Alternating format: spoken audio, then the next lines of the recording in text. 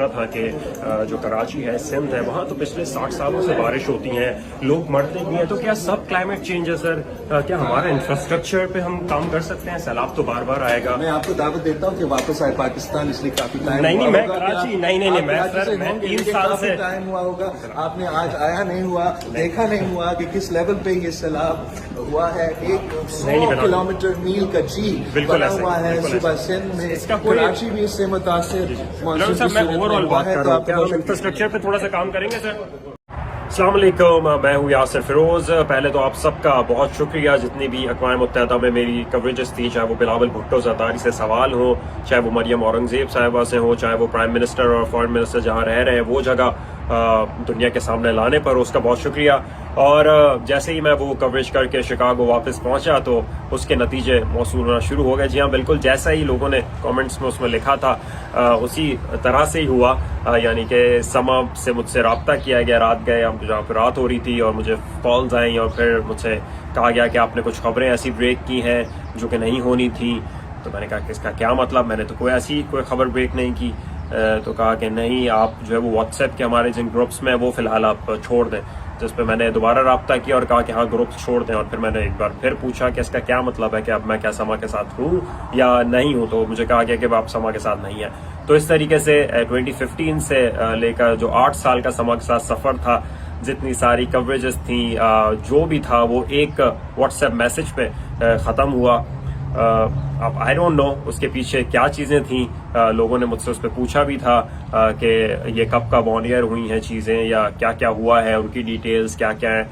Whatsoever policies obviously होती हैं, लेकिन एक जर्नलिस्ट, हमने पहले भी, चाहे वो पीटीआई गवर्नमेंट थी, चाहे इससे पहले भी नून लीग की गवर्नमेंट थी, उसमें चीज़ें चलाते थे, चीज़ें करते थे, सवाल पूछते थे। लेकिन अब शायद बहुत ज़्यादा इस पर पाबंदी हो गई है जिसका मुझे इतना ज़्यादा आइडिया नहीं हो पाया, और शायद मैंने अपनी हुदूद क्रॉस कर दी, इदारती हुदूद, जो कि एक ऑब्वियसली साफ्ती नहीं थी। मैंने एक जर्नली सवालात किए, जितनी भी चीज़ें थी, इवन कि मैंने जो होटल की भी स्टोरी की तो वहाँ सबके सामने ही की, और कुछ फैक्ट्स एंड फिगर्स जमा किए थे, चीज़ें ली थी तो वो सबके सामने। और मैंने स्टोरी से पहले भी मरियम औरंगज़ेब साहिबा से पूछा भी था, और मियाँ शहबाज शरीफ साहब जब आए तो उनसे भी पूछने की कोशिश की थी, लेकिन वो ऑब्वियसली उन्होंने बात नहीं की। इस तरीके से बिलावल भुट्टो साहब से एक प्रेस कॉन्फ्रेंस भी जब उनकी थी, क्योंकि वो इंटरनेशनल प्रेस को ही ज़्यादा प्रेफर कर रहे होते हैं यूएन में, तो एएफपी और उनके, तो मैंने लास्ट टाइम से एक सबक सीखा था कि आपको अपना पूछ लेना है सवाल ही। तो प्रेस कॉन्फ्रेंस में ही मैंने उनसे सवाल पूछा तो उन्होंने मुझे कहा कि ये जो कोऑर्डिनेटर हैं वो बॉस हैं, मैं नहीं हूँ।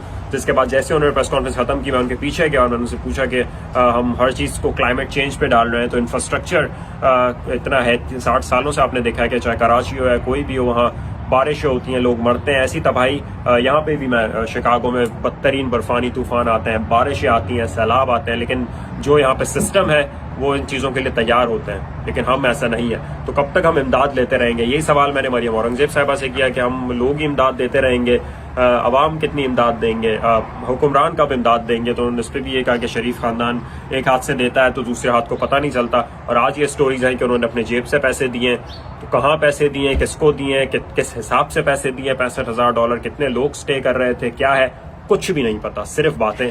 और जो चीज़ें, जिस होटल लॉबी में मैं था, यूएस के one of the elite hotels है, सेंट्रल पार्क के खिड़की खुलते ही सेंट्रल पार्क सामने है और आपका मुल्क डूबा हुआ है, आपकी चीज़ें हैं, चाहे आपने पैसे जेब से दिए हैं तो आप सैलाब पे दे दें। भाई क्या है ये, कहाँ हो रही है? मैंने यहाँ पे जिम्बाब्वे के नुमाइंदों को भी देखा, वो $150-200 पर नाइट के होटल में रह रहे हैं, 3 किलोमीटर दूर, 2 ट्रेन स्टेशन बदल के ट्रेन से वो जा रहे थे अक़वाम मुत्तहिदा में।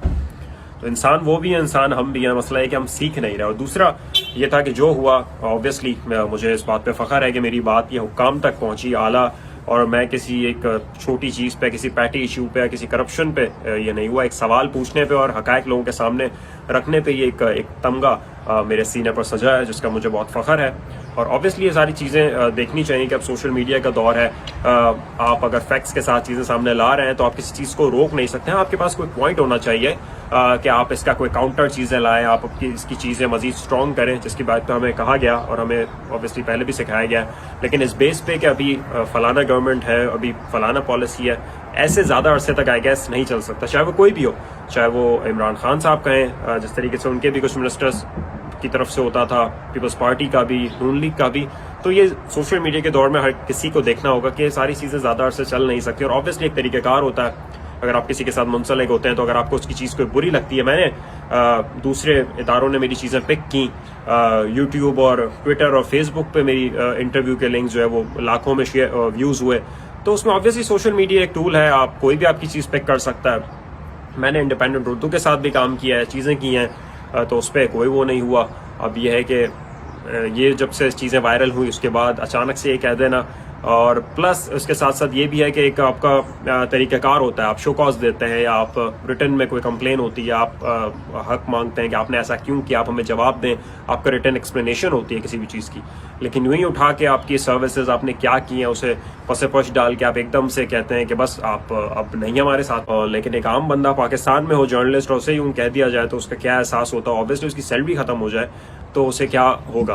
तो बस ये है कि ये ज़्यादा अरसा ऑब्वियसली इस तरीके से नहीं चल सकता। जो भी इन चीज़ों के पीछे उन्हें सोचना होगा कि आप कब तक एक जर्नलिस्ट को या आप कब तक एक आज़ादी इज़हार राय है उस पर पाबंदी लगाते रहेंगे और लोगों को रोकते रहेंगे। कि लोग इतने पागल नहीं हैं, अंधे नहीं हैं, उन्हें सब नज़र आ रहा है कि कोई अगर इतने महंगे होटल्स में रह रहे हैं और इस शहाना प्रोटोकॉल से रह रहे हैं तो उसके पीछे कितना खर्चा है। जो आम आदमी बिल्कुल ही मर रहा है पाकिस्तान में, और उनके फोटो सेशन करवा लेना सैलाब मुतासरीन के साथ, ये सब चीज़ें बहुत पुरानी हो गई हैं। इन्हें किसी नई हिकमत अमली के साथ आना होगा लोगों को बेवकूफ़ बनाने के लिए।